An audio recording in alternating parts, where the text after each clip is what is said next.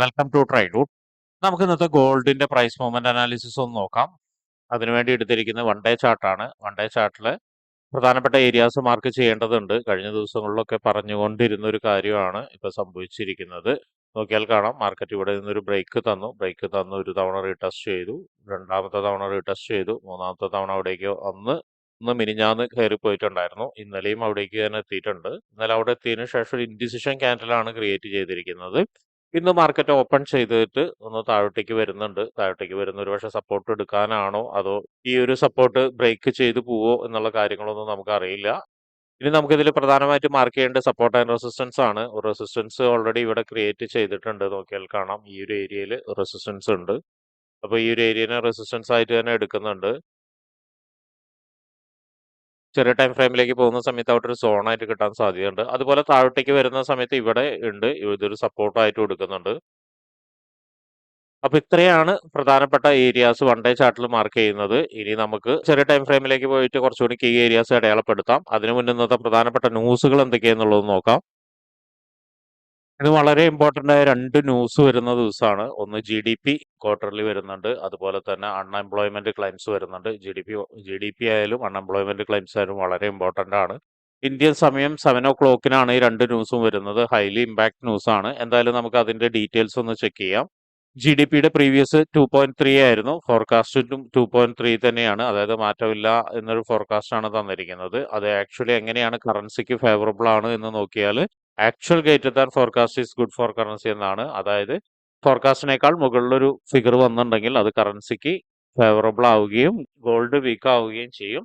അതുപോലെ തന്നെ unemployment claims previous 21K ആയിരുന്നു, ഫോർകാസ്റ്റ് വരുന്നത് 22K ആണ്. അതായത് പ്രീവിയസിനേക്കാൾ കൂടുതലാണ് ഫോർകാസ്റ്റ് വരുന്നത്.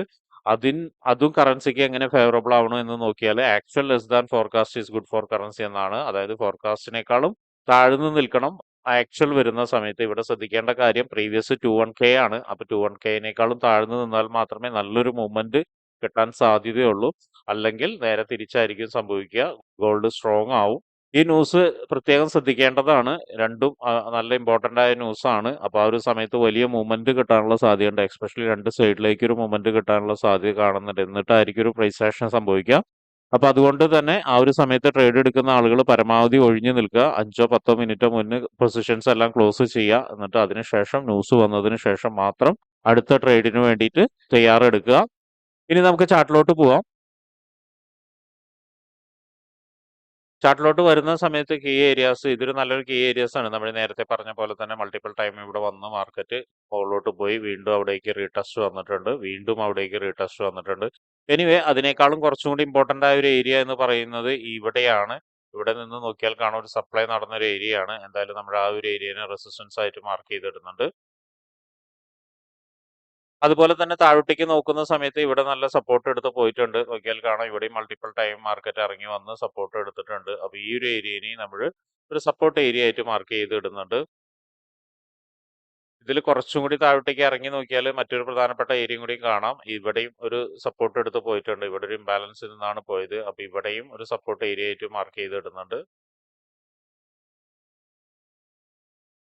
ഇത്രയാണ് പ്രധാനപ്പെട്ട ഏരിയാസ് മാർക്ക് ചെയ്തിടുന്നത്. നോക്കിയാൽ കാണാം, കുറച്ച് കൺസോളിഡേഷൻ ആയിട്ടാണ് നിൽക്കുന്നത്. മാർക്കറ്റ് ഒരു മൂവ്മെന്റ് കൃത്യമായിട്ട് തരാത്ത പോലെയാണ് നിൽക്കുന്നത്. എക്സ്പെഷ്യലി ഇന്നലത്തെ ഈ ഒരു താഴോട്ടേക്കുള്ള മൂവ്മെന്റും അതുപോലെ മുകളിലോട്ടേക്കുള്ള മൂവ്മെന്റും കഴിഞ്ഞതിന് ശേഷം മാർക്കറ്റ് മുകളിലോട്ട് മൂവ് ചെയ്യുന്നുണ്ട്, അതുപോലെ തന്നെ താഴോട്ടേക്കും വരുന്നുണ്ട്. വളരെ സ്ട്രോങ് ആയുള്ള ബൈയേഴ്സ് സെല്ലേഴ്സ് ആക്ടിവിറ്റി ആണ് നടക്കുന്നത്. ഇനി മാർക്കറ്റ് വരാനുള്ള സാധ്യത അല്ലെങ്കിൽ ഒരു എൻട്രി സാധ്യത ഒക്കെ നമുക്ക് പരിശോധിക്കേണ്ടതുണ്ട്. ഇനി ചെറിയ ടൈം ഫ്രെയിമിലേക്ക് വരുന്ന സമയത്ത് നമുക്ക് ഉപകാരപ്പെടാവുന്ന ഒരു ഏരിയനെ മാർക്ക് ചെയ്ത് ഇടുന്നുണ്ട്. ഇതാണ്, ഈ ഒരു ഏരിയ ആണ്. നമുക്ക് ഇനി 50 മിനിറ്റ്സിലോട്ട് പോയിട്ട് എൻട്രി സാധ്യതകൾ പരിശോധിക്കുന്ന സമയത്ത് അത് എങ്ങനെയാണ് വാലിഡ് ആവുന്നത് എന്നുള്ളത് നോക്കാം. 50 മിനിറ്റ്സിലോട്ട് നോക്കുന്ന സമയത്ത് ഇതൊരു നല്ലൊരു കൺസോൾട്ടേഷൻ ഏരിയയുടെ ലോയാണ്, അതുകൊണ്ടാണ് ഇതൊരു വാലിഡ് ആയിട്ട് നിൽക്കുന്നത്. നമുക്ക് കുറച്ചും കൂടി താഴോട്ടേക്ക് ഇറക്കിയിട്ട് ഇങ്ങനെ ഒരു പാറ്റേണിലേക്ക് വെക്കാം. നമുക്ക് കുറച്ചും കൂടി താഴോട്ടേക്ക് ഇറങ്ങിയിട്ട് ഈ ലോയുടെ താഴോട്ടേക്ക് വെക്കാം.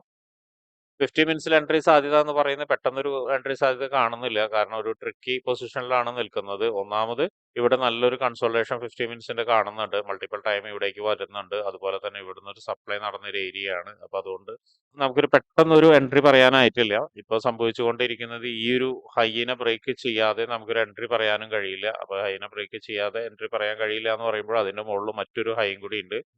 അതിനെ ബ്രേക്ക് ചെയ്ത് കഴിഞ്ഞാൽ ഒരു റെസിസ്റ്റൻസ് ഏരിയയിലേക്ക് എത്താനുള്ള സാധ്യത ഉണ്ട്. അപ്പോൾ നമുക്ക് ഇപ്പോഴത്തെ ഒരു അവസ്ഥയിൽ 50 മിനിറ്റ്സിൽ പറയാൻ പറ്റുന്ന ഒരു സാധ്യത എന്ന് പറയുന്നത് ഈ ഒരു റെസിസ്റ്റൻസ് ഏരിയയിലേക്ക് വരുന്ന സമയത്ത് നമുക്ക് കിട്ടുന്ന ഒരു റിയാക്ഷൻ ആണ്.